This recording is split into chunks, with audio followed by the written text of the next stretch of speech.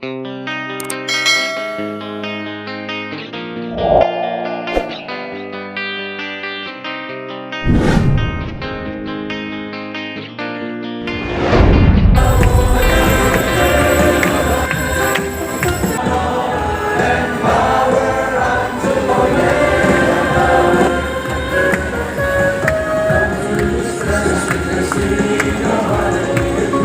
ating Ebanghelyo. Maghanda, ihanda. At tayo naman, totoo, sa panahon na ito ng Advento, tayo ay naghahanda. Kaso yung ating paghahanda, kalimitan, puro handaan. Puro kainan. Kain dito, kain doon, handaan dito, handaan doon, party doon, party doon. O kaya, ang mga hinahanda natin, mga regalo na ibibigay natin. Inihahanda na natin ang ating bahay. Nililinis, nilalagyan ng mga dekorasyon. Puro tungkol sa kasiyahan. Totoo naman, sapagkat masaya ang paparating na panahon na ating hinihintay. Panahon ng Pasko. Pero hanggang dito na lamang po ba yung uri ng paghahanda na dapat nating gawin. May naalala ako ng kwento. Minsan, may namatay, magpapasko inuwag. At sa kasawiyang palad, kung siya'y namatay, napunta siya sa impyerno. At noong pagmulat ng kanyang mata, sinabutan namin na tutulog, pinatunawan sa pagkain kasi kumain ng mata. Napunta siya sa impyerno. Ayos pala yun. At nagulat siya, pagkamat nakikita niya yung mga demonyo, mainit, pero naririnig niya yung mga demonyo, nagbabatian ng Merry Christmas. Hala! Ayos yan ah! Parang nagduda siya, dito ba talaga ako sa impyerno? Ang sabi ng isang demonyo, Merry Christmas. Ayos yan to yan. Ayos batihan ng Merry Christmas mga Merry demonyo. Christmas, Satan. Ayos yan. Samantaka siya, okay dito sa impyerno. Nagdiriwang din ng Kapaskuhan. Aba, ayos ah. Nagbabatian sila ng Merry Christmas. Eh hindi niya natiis, lumapit siya kay Satanas. Tinanong niya si Satanas, Taning, tama ba yung napapakinggan ko? Kayo ay nagbabatian ng Merry Christmas? Nagdiriwang din ba kayo ng Pasko dito sa impyerno? Sabi ni Satanas sa kanya, siyempre naman, nagbabatian kami ng Merry Christmas. At ang Pasko ay dapat maging merry.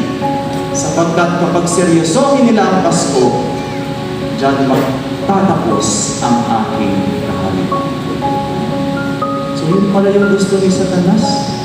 Na yung ating paparating na Kapaskuhan, merry-merry lamang. Handaan lamang, kainan lamang, bigayan lamang ng regalo, katuwaan lamang. Kapag ganon, okay pa kayo sa kasi. Gusto niya hanggang doon lamang. Kasi kung seseryosohin natin ang paparating na Kapaskuhan, may mabigat na mensahe sa atin. Nung napakinggan natin sa Ebanghelyo, yung sinasabi ni Juan Bautista, ano yung seryosong mensahe mo? Talikdan mo ang iyong kasalanan, magsisi ka. Iwanan mo ang iyong kasalanan, magbagong buhay ka. Mabigat yun. Seryoso yun. At minsan ayaw natin yung mensahe yun. So tinatakluban natin yung pamahaling na panahon ng kasiyahan lamang.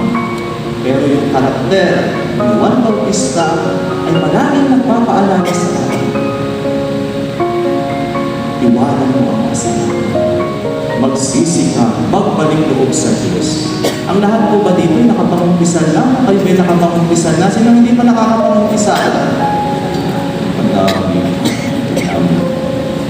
So assignment po yan sa inyo. Bago matapos ang panahon ng Advento, dapat po kayo ay nakapangumpisal na.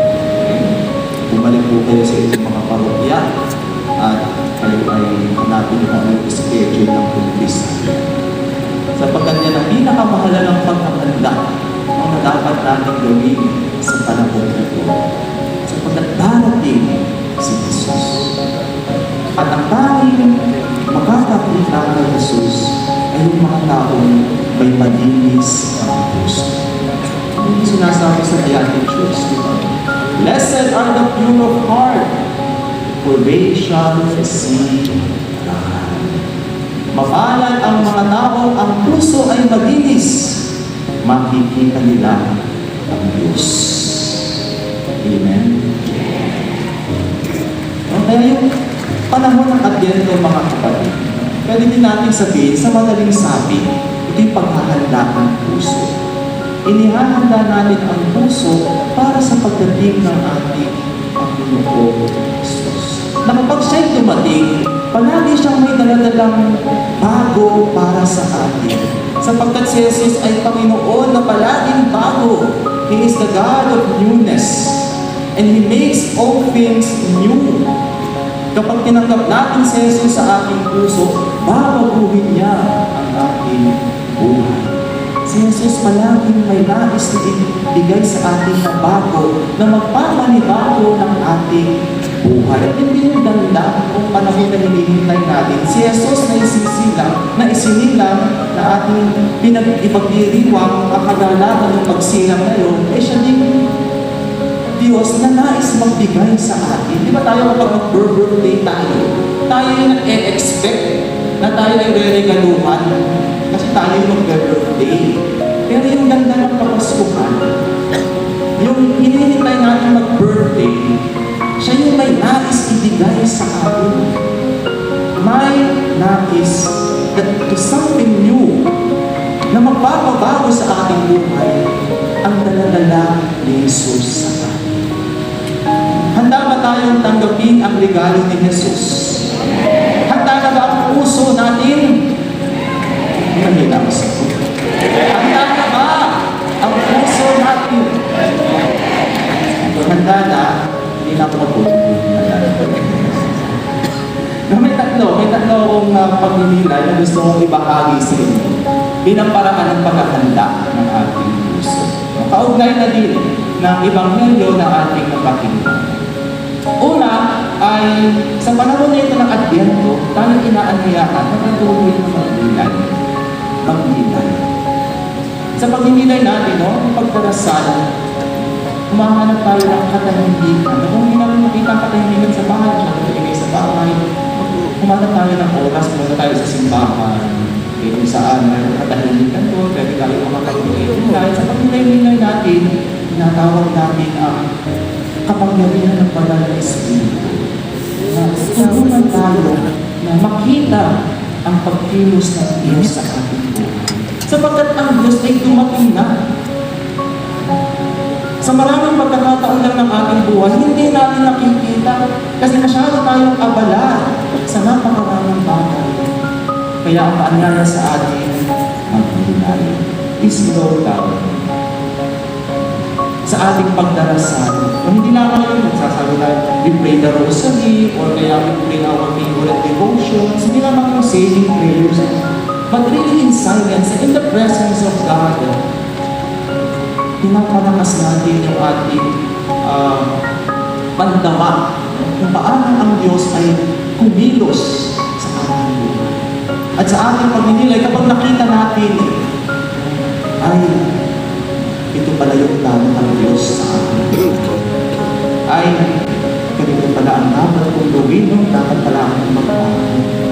Sa ating pagninilay, sa ating pagdarasal, na pagtanto natin, dapat pala akong makipagkasundo ng muli sa aking kapatid, sa aking kapamilya, sa aking kaibigan. O kaya masabi natin sa ating sarili, sa ating pagninilay, ang tama pala yung sinabi sa akin. Mali pala ako, dapat akong magsusunod.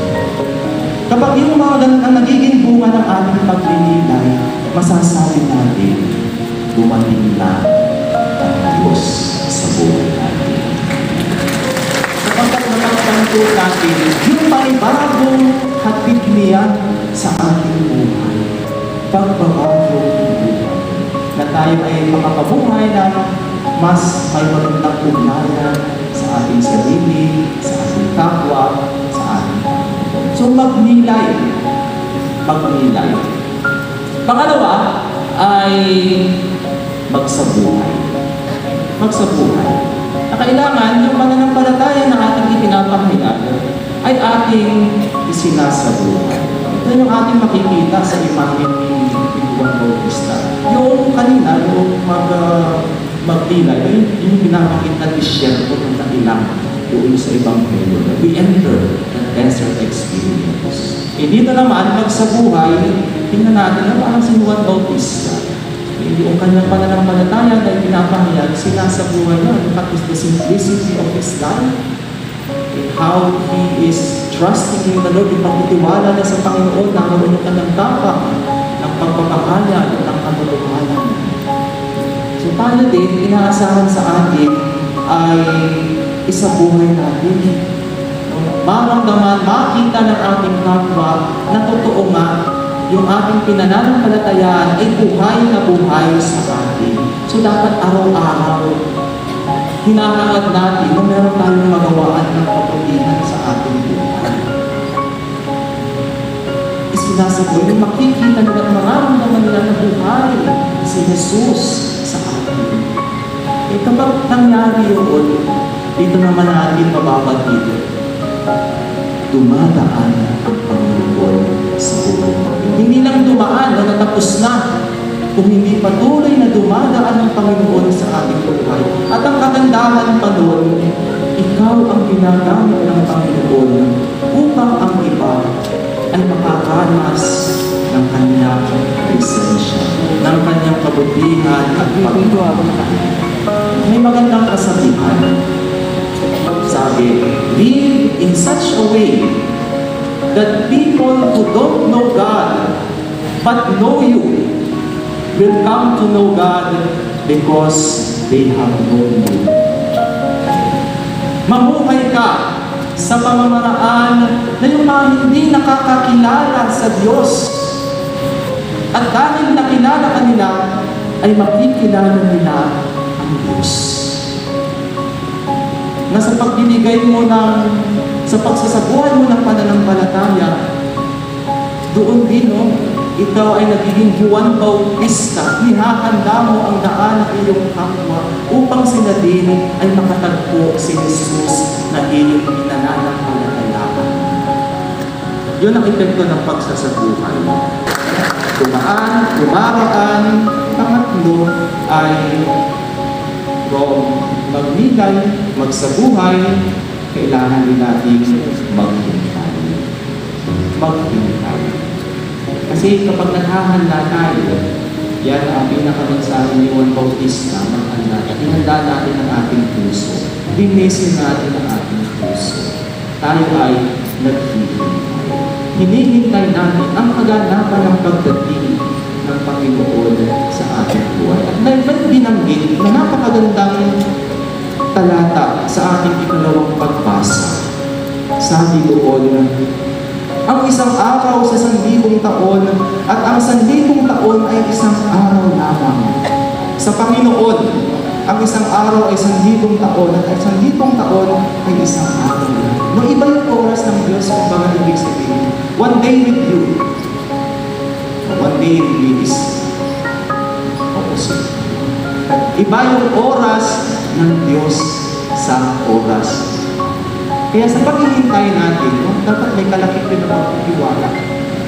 Kailan ba darating na lubos, na may kaganapan si Jesus sa ating buhay? Alam ko, na tayong lahat dito, may dala-dala tayong mga intensyon, mga panalangin, dala-dala ng ating puso. Araw-araw natin yan inilalapit sa atin. Minsan, maaari tayong makaramdam ng pagkabago sa pagdarasal. Sabi, parang hindi naman ako napapakinggan ng Panginoon. Parang hindi naman niya tinutugon ang aking mga panalangin. O kaya, sa ating mga kalanasan, minsan hindi natin maunawaan kung bakit ganito ang ating pinagdaraanan. Minsan pa nararamdaman natin, parang pinabayaan na natin ng Panginoon. Bakit, Panginoon? Bakit mo hinayaang mangyari ito sa aking buhay? Bakit mo pinahintong tulutan na ganito ang aking maranasan? Na ako ay patuloy na magdusa at masaktan. Nung minsan nababalot tayo sa mga katanungan kadiliman sa ating mga pangangasinan. Pero ang sinasabi sa atin, darating ang ating Panginoon upang tayo ay ligtas. Darating siya upang bigyang kahulugan ang lahat ng ating sakit, ang lahat ng ating karanasan. Darating ang Panginoon upang bigyang kulay ang lahat ng madidilim na bahagi ng ating buhay. Makakaasa tayo. Ang Panginoon ay tapat. Ang Panginoon ay darating. Amen. May lumapit sa kanya na babae. Nagpadasal sa kanya ng pagtitig ng board exam. So lumapit sa kanya, sabi sa kanya, Father, magtitig ako ng board exam. Ipagdasal mo naman ako. Sabi ni Father, sure, pagdadasal kita. Sana nakapasa ka sa board exam. Alam ko namang nag-aral ka ng mabuti. Salamat, Father. Pinagdasal nga ni Father nung inialay na yung kanyang misa para sa intensyon noong babae. At pinagrosaryo pa ni Father yung babae for that intention. Then, the exam came, yung pagsusulit, at lumabas yung resulta ng exam, bagsak yung babae. Siyempre, nalungkot siya. Pero, after a year, pagkatapos ng isang taon, ay nag-register ulit siya upang mag-take ulit ng exam for the second time around. At ganun pa rin, lumapit pa rin siya kay Father. Sabi niya, Father, mag-take ulit ako ng exam. Please pray for me. Sabi ni Father, sure, ipagdadasal kita. Na sa pagkakataong ito, makapasa ka na. Salamat, Father. Umalis yung babae. At ganun nga ginawa ni Father, pinagdasal muli ng taimtim yung babae. Nag-alay ng misa para sa kanya. Nagdasal ng Santo Rosario para sa intensyon ng babae. Nag-exam yung babae. Lumabas yung resulta ng exam. Bagsak. Nalungkot na naman yung babae. Pero sa halip na siya ay mawala ng pag-asa. Naghintay siya ng panibago after a year para siya makapag-register ulit. At yun nga nangyari, no? Pagkatapos isang taon, nag-register na naman siya, mag-take ulit siya ng board exam, lumapit ulit siya kay Father at nagpadasal kay Father. At si Father naman, umuo, ipagdadasal kita. Pero may pagkakataon yun, si Father, medyo naging busy. Dami niyang pinakakaabalahan, dami niyang iniisip, nakalimutan niya ipagdasal ng babae. Pero nag-exam yung babae, lumabas yung resulta ng exam, nakapasa yung babae. Nakapasa. At nung nakapasa na yung babae, nagtuloy-tuloy na yung biyaya sa kanya. Nakahanap siya ng magandang trabaho, at doon sa kanyang pinagtatrabahuhan, nakakilala siya ng napaka-maginoong lalaki, San Jose. At yun yung kanyang nakatuluyan. At nagkameron sila ng magandang pakasal sila, naging magandang pamilya nila, nagkameron sila ng magandang anak, at nakapunta sila sa Accordo, family status. Tuloy-tuloy ang dami ng biyaya sa kanya. End of the story. Ano yung aral doon? Ha? Hindi epektibo yung dasal ni Father. Yung aral doon mga kapatid, ang Diyos ay tumutubol sa ating panalangin sa panahon na kanyang pinakita. Sa kanyang sarili oras. No? Kung nakapasa agad yung babae ng first aid, baka iba yung nakilala ng lalaki, baka iba yung nakatuluyan niya, no? Hindi yung San Jose na lalaki talagang responsable ng asawa.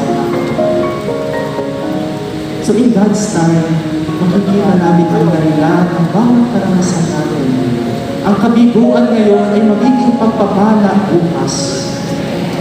Amen? Naniniwala ba kayo? Because in God's time, everything becomes new. Napapaganda ng Panginoon ang lahat ng bagay ang ayon sa kanyang oras. kapag tayo ay marunong maghintay, kapag tayo ay marunong magtiwala sa kapangyarihan at kabutihan ng Diyos nito. Sapagkat ang ating Diyos ay nangako, siya ay darating siya sa ating buhay. Mga kapatid, sa araw ito ng